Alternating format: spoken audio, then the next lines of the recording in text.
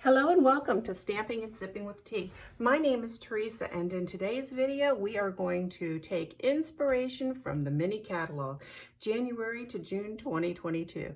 But before we get started, if you have already subscribed to our channel, I want to say thank you. We hit our goal of 300 subscribers last year, and for us, we are very excited about that, so we appreciate it. If you're new to the channel, please consider subscribing, because every time we get a subscriber, we just sing a little happy dance, or sing a little song and do a little happy dance. But anyhow, let's jump right in. I have purchased a lot of different things from the mini catalog, but I don't want to talk about those in today's video. I want to talk about drawing inspiration from the catalog. So as we go through it, these products are now available, so get in contact with your Stampin' Up! Demonstrator if you need them. I drew inspiration from page 11. These two cards right here, I kind of morphed them together. Now, I already have heart dies, and I had sentiments that I liked. So it's not that I used anything that I purchased specifically from these pages. I'm using what I have, and this is about drawing inspiration from what we see. So let's go ahead and walk through that process rather quickly. I'm hoping to keep this as a quick video. Now, the first thing I did is I really did like the pink and the red combo. So I took my Blushing Bride, this is a Stampin' Up! Cardstock, and on the 8.5-inch side, I cut it at 4 1/4. Then I turned it on the 11-inch side and I scored it halfway at 5 1/2. That way my card opens this way. It's a very vertical card. After that, I took a piece of white cardstock, and this was cut down just ever so small. It's 4 inches by 5 1/4, and using the Parisian Flourish, I always feel like I'm saying it wrong, Parisian Flourish embossing folder that I already had, this is already in my stock, I went ahead and I embossed that paper. You hold it up a bit so you make sure you can see it on camera. The next thing I did is I took some of the real red cardstock, and you'll be able to guess what I did. And this time I used a different embossing folder that I have. This is not a Stampin' Up! Product. This is by Darice, or Darice, I'm not sure what the correct pronunciation is, but it reminded me of the other one. It has that same very elegant feel to it. So, but it would contrast.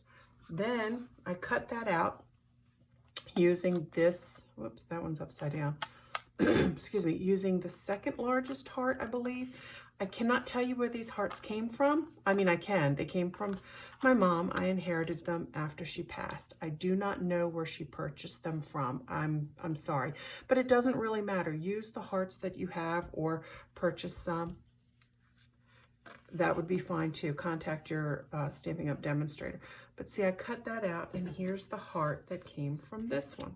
So far, so good. I mean, I sort of like the contrast. I mean, I didn't use the petal pink. I'm blending the two things, but I like the components from each one. So the next thing I wanted this here.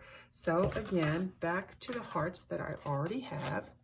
I took a sentiment that says, "Because of you," and this is from a stamp set I already had in my arsenal, the Encircled in Friendship. This is a current stamp set, and I did the "Because of You," stamped it using the black Memento ink, and I cut out with this second smallest heart here.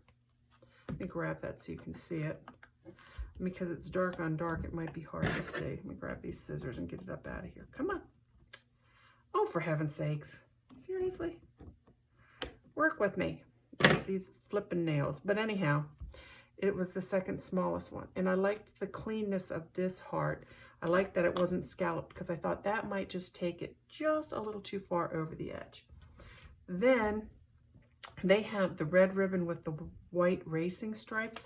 I didn't have that, but I did have our black and white, our Stampin' Up's black and white gingham ribbon. So I used that.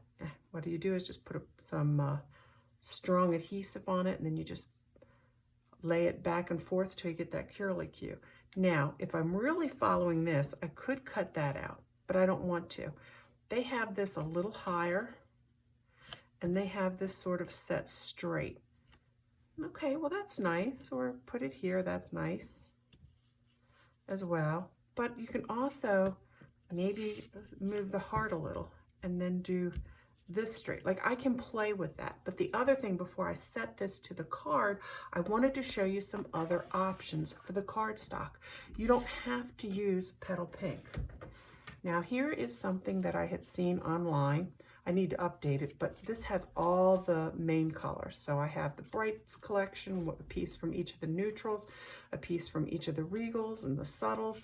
And this allows you to really kind of look before you commit to a cardstock.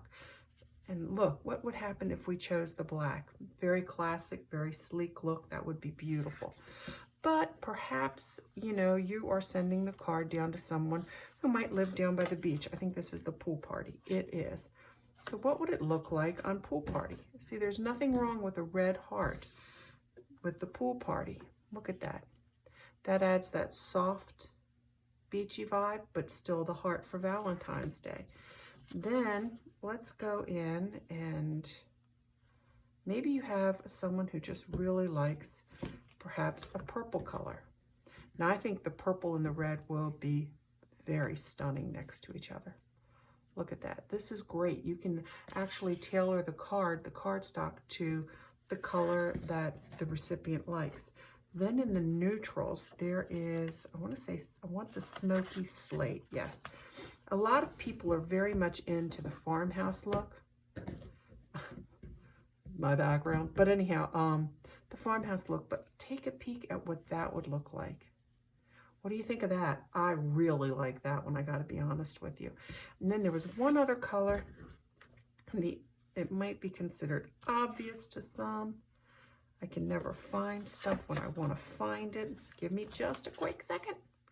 This was done in real red, and very classic as far as I'm concerned, of a color choice. So let's pull out the real red cardstock. This is a very, you know, this screams Valentine's Day. But look at this. So what would you choose? Which one would you do?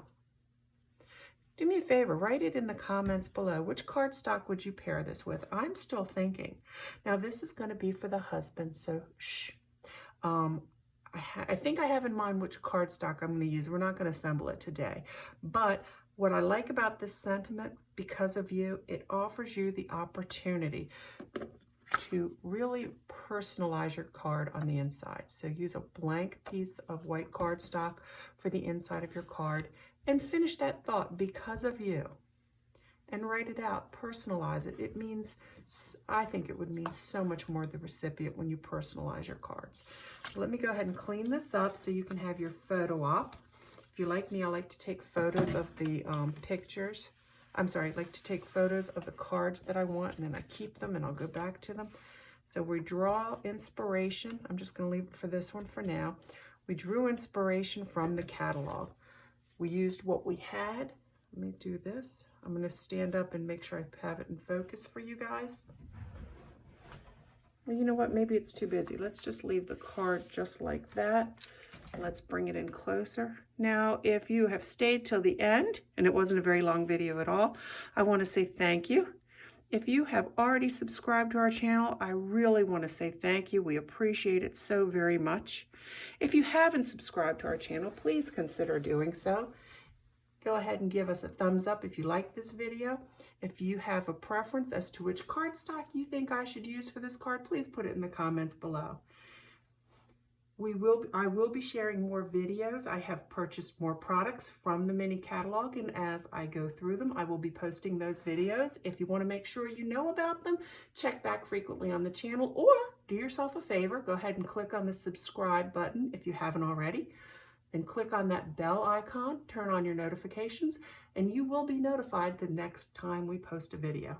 So thank you for watching. Thank you for your support. Have a wonderful 2022. I think great things are in store for us. And until the meantime, happy stamping.